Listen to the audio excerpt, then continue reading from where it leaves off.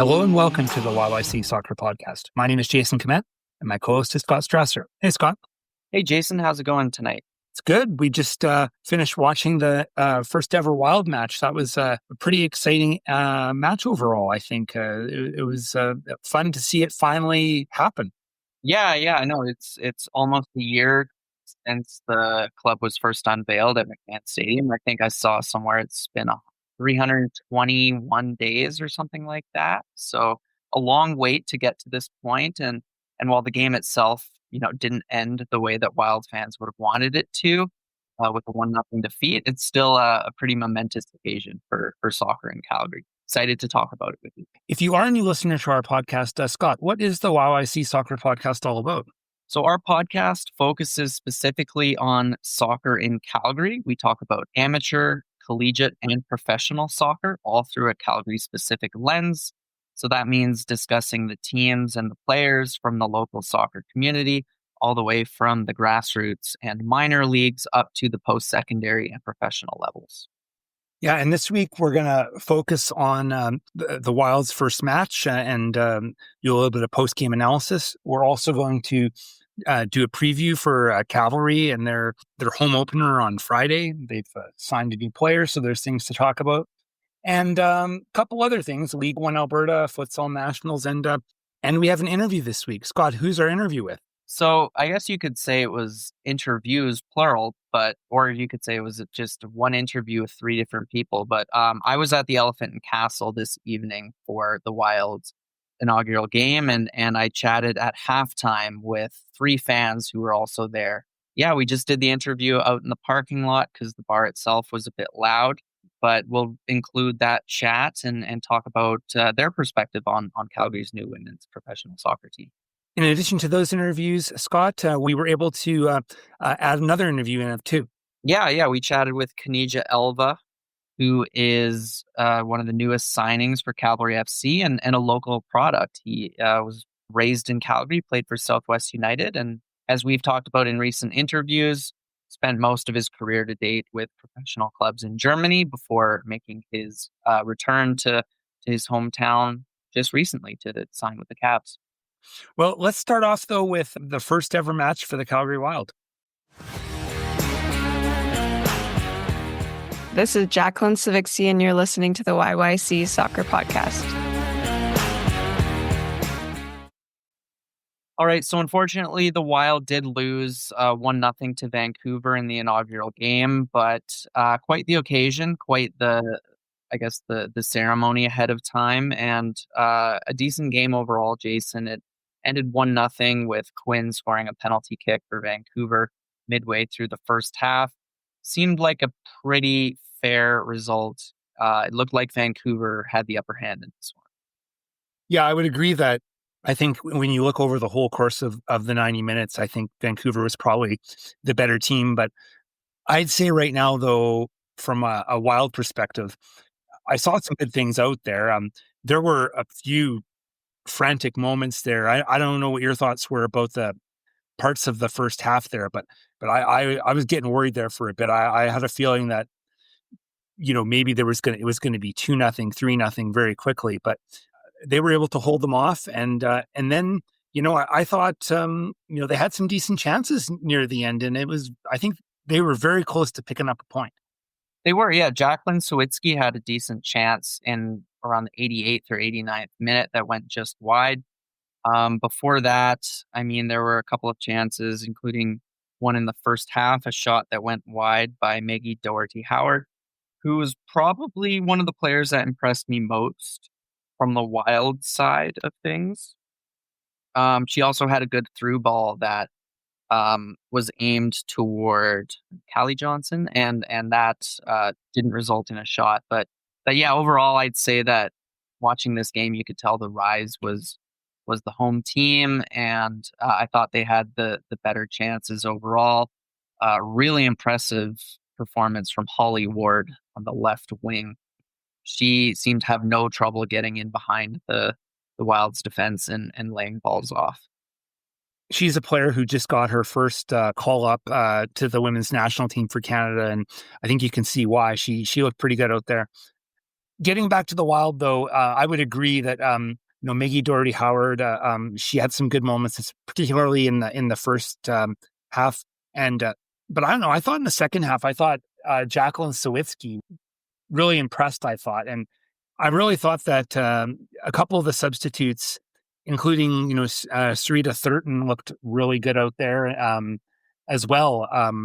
She seems to have a lot of skill, and I think that she could be a real creative player for the team. Right. Yeah, and I agree with what you said about Jacqueline Sawicki. I really liked her on the ball. I think she has great footwork and range of passing. But yeah, I mean, obviously, there'll be a lot more games to analyze Calgary's play. And I actually I liked what I saw from Sarita Thurton in that second half as well as Danielle Steer, who was another second half sub who had a few good moments. Overall, I mean, a few more questions we've asked in recent episodes that we could answer. Bukovic getting the start in goal. That's something that we talked about last week.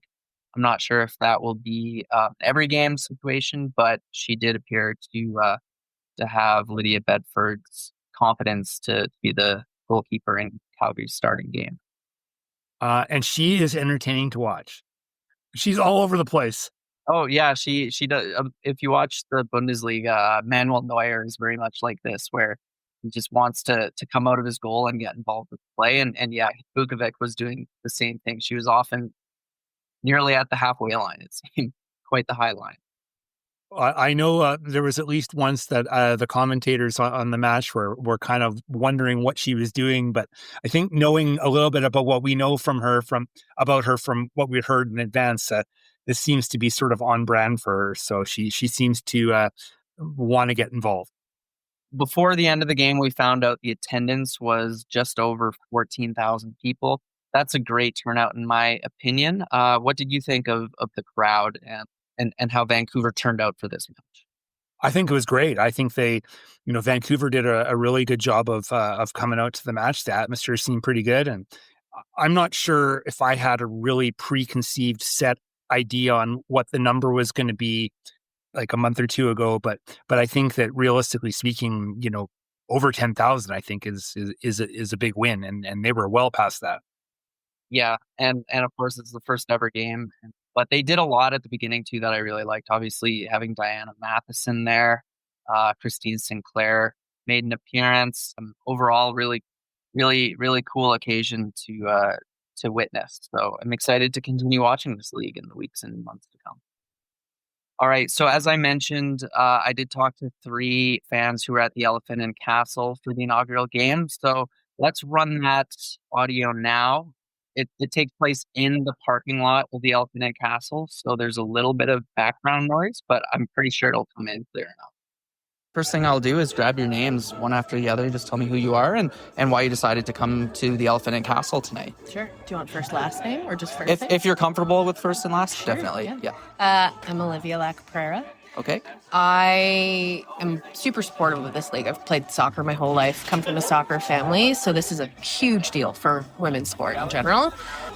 So super excited to support it. Yeah. Nice to meet you, Olivia. And yourself, I heard you used to play? Yeah, well, my name is Jacqueline Moore. I'm a sport physio. Okay. I chose that route because when I was younger, you didn't play professional soccer when you were younger. So I wanted to stay in soccer or stay in sport. So I became a physio.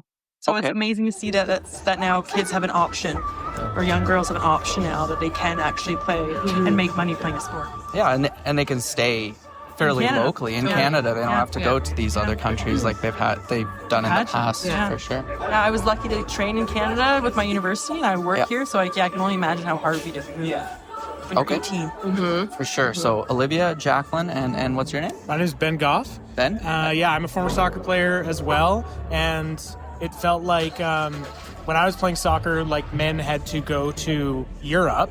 Right. And it felt like women actually had opportunities in the States, right, which is not Canada. But I feel like there's a little bit of that I can feel as well, where it's like something here would be, opportunities locally would be amazing. Yeah. And so fully supportive of a Canadian league for Canadian people. Nice. Canadian women especially, yeah. And you guys all came out to the Elephant and Castle. And by the way, I'll just mention you're probably hearing some background noise. We're in the parking lot because it's a bit too loud in the actual bar itself. And there's some cars making noises. But yeah, anyway, it's halftime right now. Calgary Wild is down 1-0. Penalty kick goal from Quinn. How do you feel about the game so far? I mean, 45 minutes into the inaugural season. I mean, any players' talent kind of catch your eye yet? Or how do you feel the game is going? Do you feel like Calgary Wild has a chance to claw their way back into it? Oh yeah, for sure. I think it's a great game. Obviously, there's nerves because I can't imagine being on the pitch right now, being any of those players, knowing what this represents to all women and what a big role that is to play in terms of like the history of women's sports. So like they're doing great. I think as female athletes, we know the level of sport we can play. So it's unsurprising to see what a great job they're doing. It's great to see big, heavy hitters like Quinn coming to this league to play as well. So yeah, I love it. Awesome. Do any of you two want to weigh in on the same question? Or I could ask a different question. No, I was just saying, it's kind of fitting that Quinn got the first goal. Yeah. I hope Calgary can come back, make the upset. No, it's fast. Like we're saying, it's fast. Yeah. It's quick. And sometimes when you watch the Premier League, and I'm not sorry, people are Premier League fans. Sometimes it's boring. Yeah. This is not the first 45 minutes have not been boring. It's been quite high intensity. Mhm. Yeah, for sure. Are you guys intending to get out to McMahon to watch any home games this spring, summer? Yeah, Ben and I are season ticket holders. Oh, so awesome. we're going to be at every game. What section? We're in The super fan section? we're in the like founders section. Yeah, right in the middle. It's gonna be sick. Yeah, as soon as tickets opened up for sale, I think we were all over them. So Okay, awesome. So I guess I'll ask, how do you feel about the rollout of the league and the team thus far? Do you feel that they're getting the message out, and has marketing been there? What do you think of all that side of things? Because I'm that's going to go in the other. yeah, sure. Ben, you start. Oh goodness. Okay, so I'm a graphic designer. I created the logo for the Calgary Wild FC. Yeah. Oh, okay. So Yeah. So I'm biased, but because I think we've done a nice job. I really have to commend the league, though. The NSL, I think the branding for the league is sick. And I think the Northern Super League has a sick vibe. The colors are cool. It feels very authentic and very, it feels modern. Yeah, I'm excited about it. But I also don't think I've been fed a lot of organic posts online, so I can't really talk about the media of it all. Right. Yeah, I was gonna say the same thing. So I knew about it because I treat some of the athletes. So so same thing with Ben said. I don't know how much I would have seen if I wasn't involved in it. So I don't know if I can answer that question authentically. Fair enough. Okay. So- All right. Well, I'm Ben's partner. So I'm a little bit biased, but I would say when I talk about it, because I talk about it all the time to anyone that will listen, I think a lot of people already know about it. And I also think the Cavalry's done a really good job of helping to advocate and support for this league, which has definitely helped bring in a different fan base as well. So, it's never perfect. And I think with women's sports, we're going to deal with that obstacle all the time. But so far, I think people are excited about it. Yep. Absolutely. And I did not know that you designed the logo. So there's like symbolism there with the owl, right? Can you talk a little bit about the branding behind? Are you willing to kind of share your thought process and what led to that symbolism? Yeah, I think Wild made a ton of sense for Calgary's team because we are we have a lot of people in our design office from Toronto who specifically move out here because you're so much closer to nature. Like we are on the precipice of the mountains and this like beautiful kind of backyard. And so wilderness is kind of in our blood, I think, a little bit in Calgary. And we wanted something that felt wild but didn't feel like an animal that had been done before. And we settled on this idea of the snowy owl, this kind of like all-seeing huntress who silently surveys and then quietly strikes. And that felt like a really interesting thing to explore. And so it worked with the kind of theme of this team, geographically where we are, and also the ownability of an animal that isn't prominent in other professional sports teams. Yeah. That's cool. I love that answer. Thank you guys so much for answering my questions about the Calgary Wild. And I'll let you all go now because we're obviously the second half is about to kick off. But thanks for answering my questions. I really appreciate it. Thanks, Of course. Yeah, Thanks. Go Wild. Thanks again to Olivia, Jacqueline, and Ben for chatting with me. I appreciated their comments on women's soccer in Calgary and the importance of this team coming to the city. So kudos to them for answering my questions. Their next match is coming up next weekend. Saturday, they're making their way to the Wanderers grounds and they're going to play the Halifax Tides. Yeah, and I have to confess, I don't know much about Halifax. I do know that Halifax is not an island. I don't know if you saw that. No, what was that all? I think there's an American women's soccer podcast I was talking about. I don't know the podcast itself, but they referred to Halifax as an island, and that's kind of got viral for all the wrong reasons. Oh, I know. I didn't know that. The only thing I can really tell you about Halifax is Aaron McLeod is their keeper, and after that, my Halifax knowledge has been completed. This is Caniggia Elva, and you're listening to the YYC Soccer Podcast.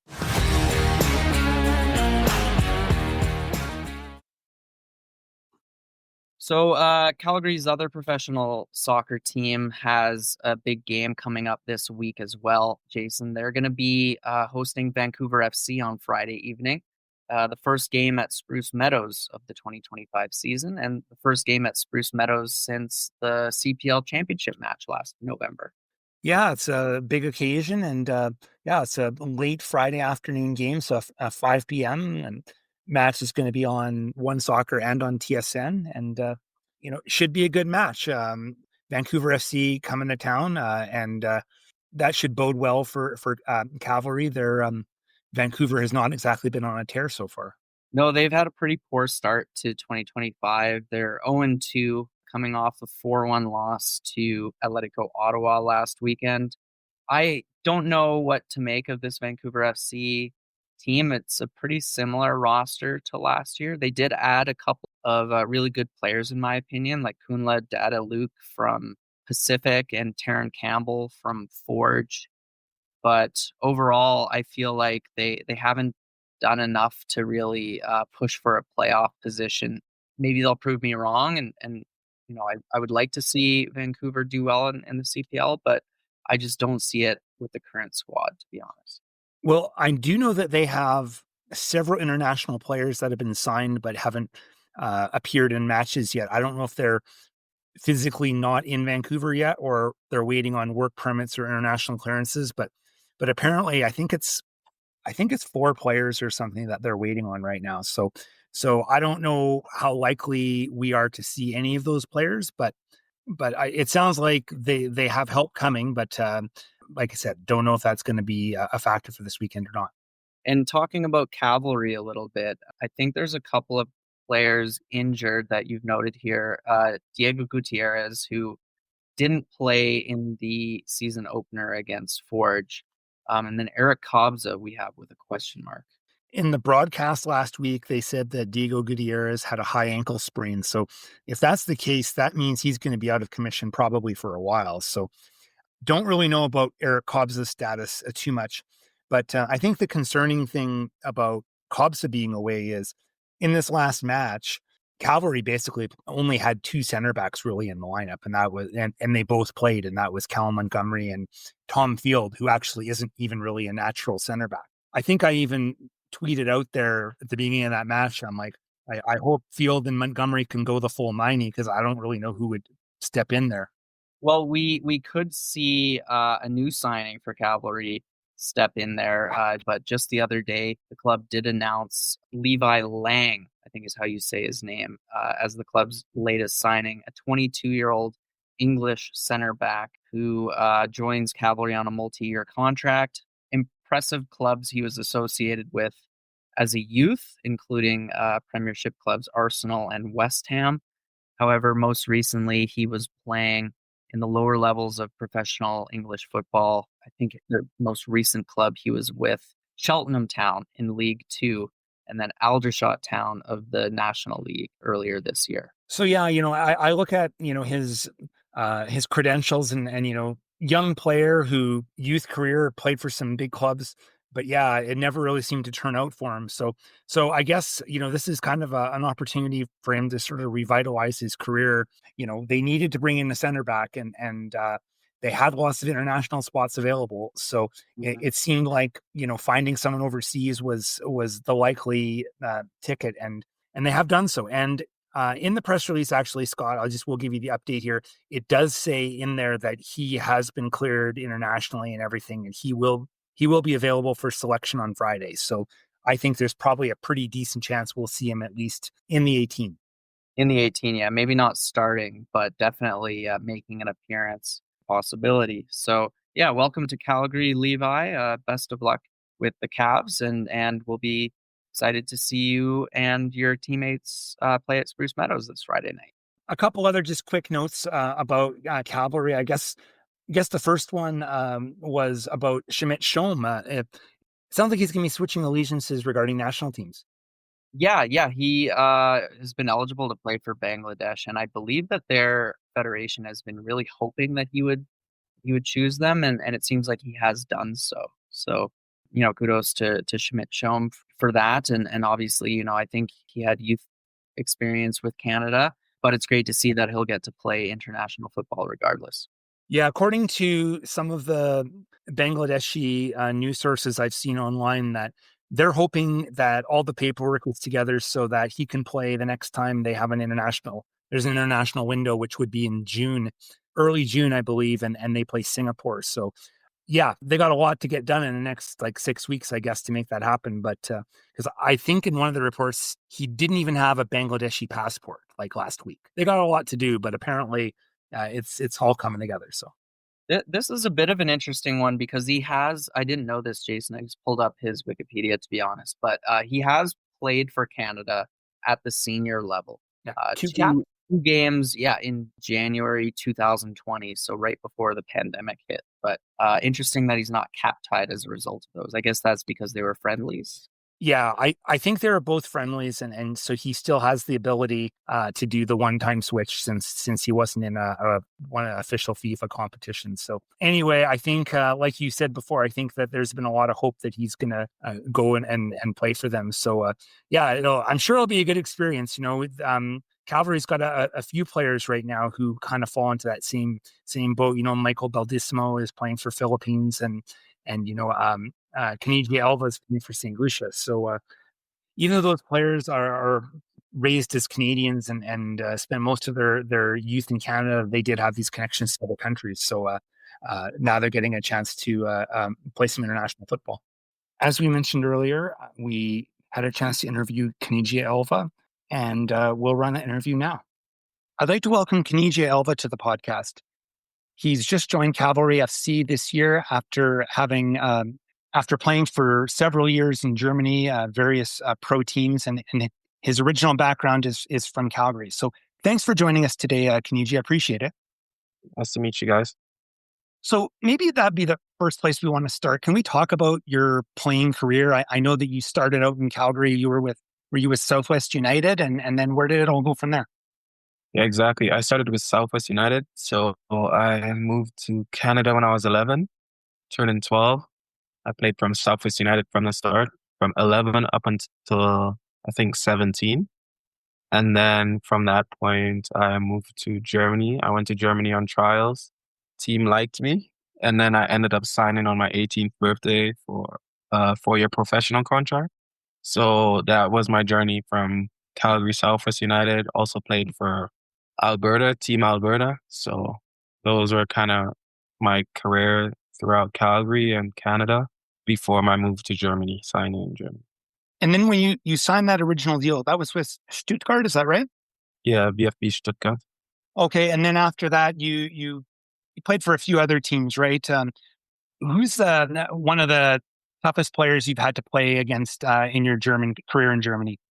It's difficult because there's been a few, but I think there's this guy who plays for, I think, RB Leipzig right now. I think his name is Ridley Baku, and he's one of the toughest players I played against. Can't get the ball off him, difficult day. So I would say at the top of my head, Baku is the only person I could think about right now. Was he with Wolfsburg when you played against him, or was that before he went to that club? He was at Mainz. At Mainz, okay. Was it in the Pokal then, in the cup?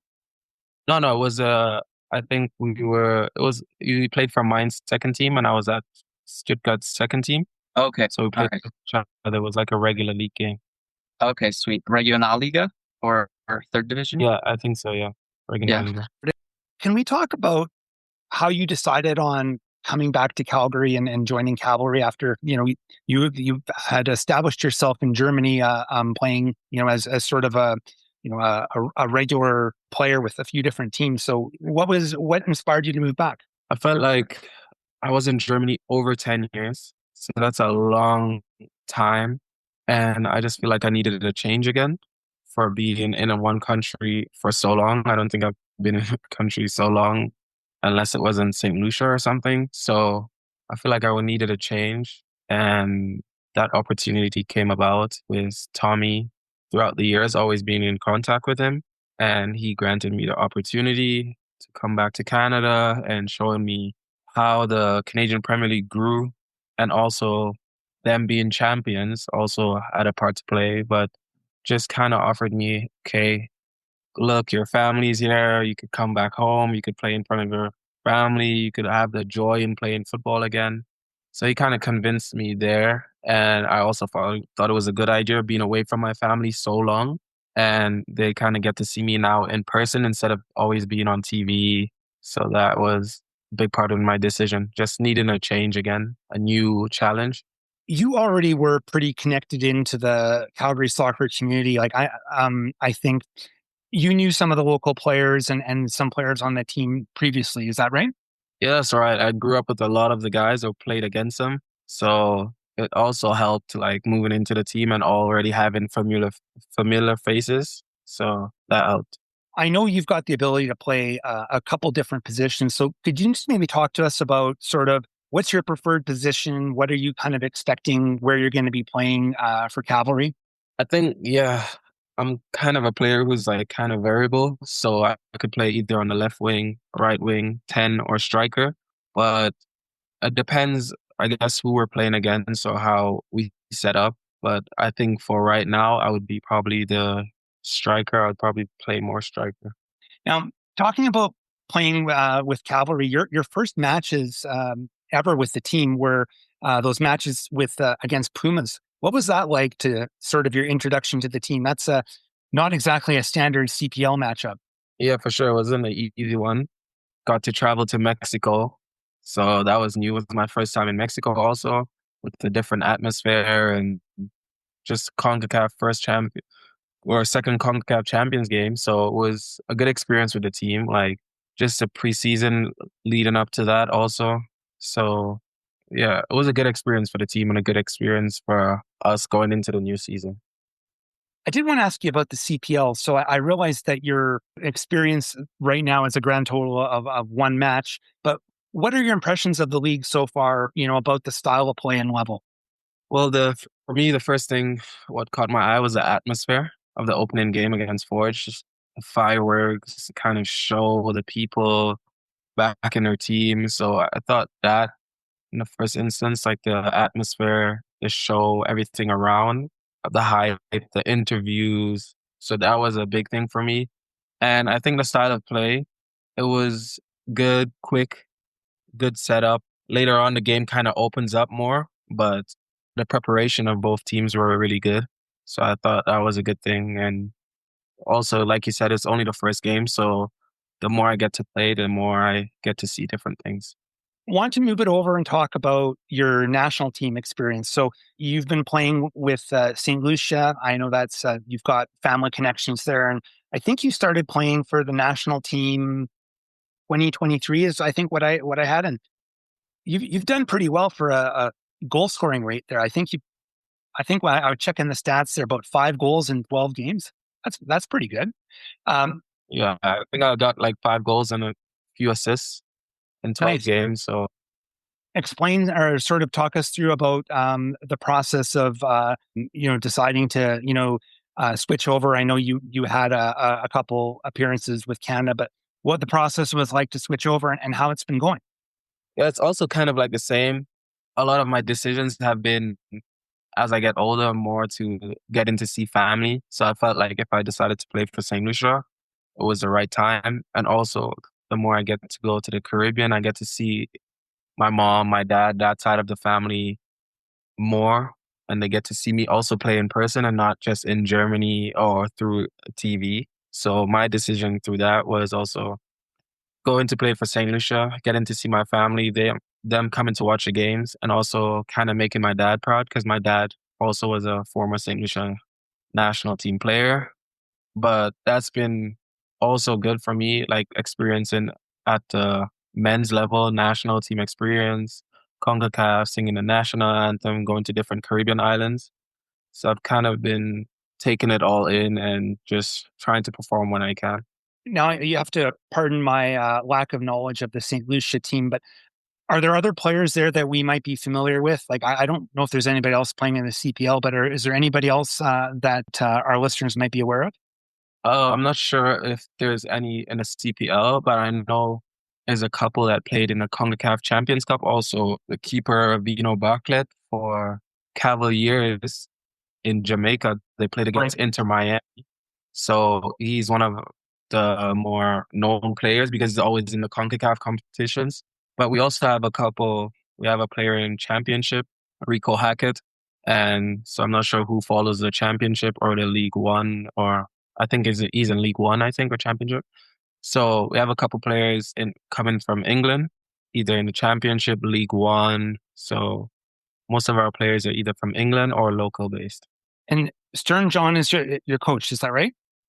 Yeah, exactly. Stern John. Also from Trinidad.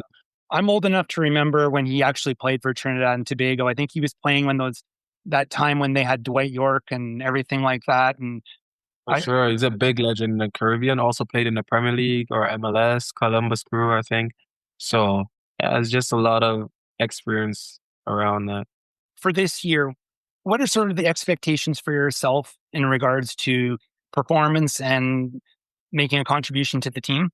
I think the big thing for me is just my leadership, bringing my leadership skills into the team, and also the experience of what I've learned throughout being in Europe. Just kind of bringing that and trying to implement it on, I guess, the younger players on the team. And also just, for me, I think just goals and assists, or just attacking, entertaining the crowd or the fans, or just bringing more our attacking style more to life. Is there anything else you want to add? Anything else you want to talk about before we wrap it up? And like I was just saying, I think anything is just look out for Cavalry this year. I mean, team was a champions last year, but just look out for us this year and what we have to offer. Just winning games and goals and just excitement throughout the league. Thanks for coming on and talking to us, and welcome back home. Thank you very much. It's been easy, so no problem. Awesome. Good to hear. Hi, guys. This is Noah Herdlicka, and you're listening to the YYC Soccer Podcast. So a couple things to talk about for League One Alberta. The first matches of the season are going to happen this weekend in Edmonton. BTB is going to be hosting Calgary Rangers, and it's the Rangers' first matches in their League One Alberta history. Yeah, and they've revealed some of their roster so far, and lots of names that we would recognize, Jason, from covering previous League One seasons, but also the local post-secondary teams. Yeah, some names on here that we know, like Aiden Dumoulin, Ethan Keane, Josh Flaxman. I think they were all previously with Mount Royal University Cougars. Same with Skylar Rogers, who was also with Cavalry at one point. Former podcast guest Noah Herdlicka, who was with UBC Thunderbirds, as well as Marcus Kaiser. Pretty good gets for Rangers. And as you mentioned to me, a couple of defections from Foothills. Yeah, and then when you look at some of the announcements by Blizzard here, Blizzard's been basically releasing signings, one team and one women's team player every day. And they revealed that, in addition to Mo Gander, both Plenzik brothers are moving over they both played on Foothills last year, and they're both going to play on Blizzard this year. Yeah, that's interesting, but I guess makes sense for the Plenziks, doesn't it? Because they're both on the Dinos, and Blizzard has that Ramon Mifflin connection. Yeah, I'm really curious. I always like roster construction. That's always my thing. But I'm looking forward to seeing the full rosters for all the teams. But it seems pretty clear to me at this point that with all of these Calgary teams now, with the addition of 2 more, competition for players has been really, really intense, and people have been moving around, and yeah, like I haven't actually, broken it down and looked at last year's Foothills roster, but they've had a lot of players that were pretty regular presences on that team that are not there this year. So, and that being said, Blizzard are missing a few people that are going off to Rangers too. So anyway, it'll be fun to look at all those rosters when they're available. But yeah, there's going to be a lot of League One Alberta soccer to be paying attention to this spring and summer in Calgary. That's for sure. Absolutely. And as we touched on last week, there's still a little bit of a wait before we can watch games locally, because while the season is getting underway this weekend in Edmonton, the first game in Calgary isn't going to be until, I believe, early May. All right, Jason, before we end our episode this week, just a few miscellaneous things to touch upon. Something I noticed at City Hall this week, as some listeners may recall, I am at City Hall a lot for my day job as a reporter with the Calgary Herald.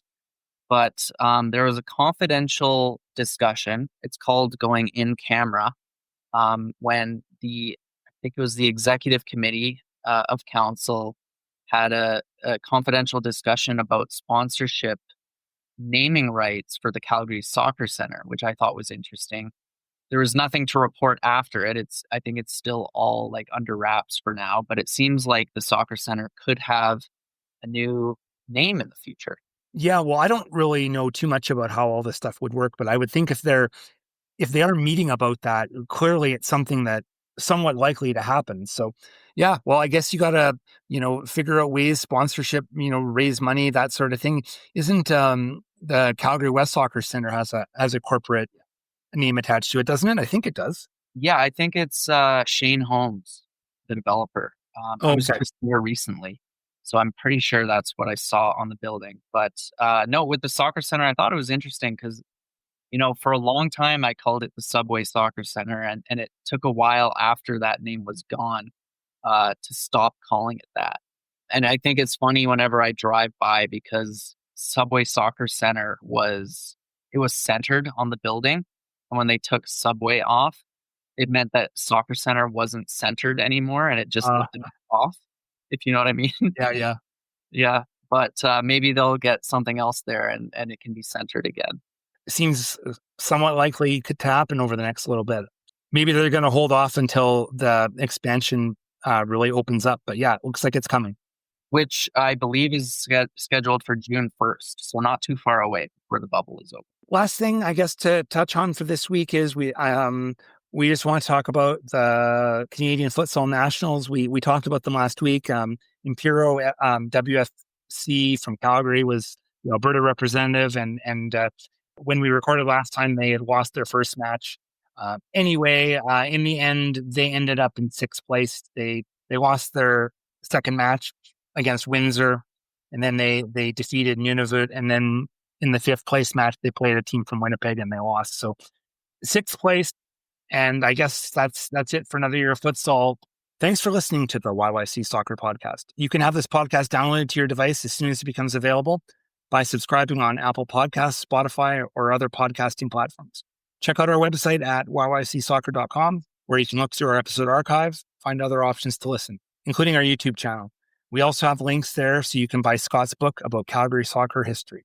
If you have a question or comment, you can use the Contact Us section of our website. You can interact with us on social media such as Twitter, Instagram, or Blue Sky, where our username is YYC Soccer 403. Thanks for listening.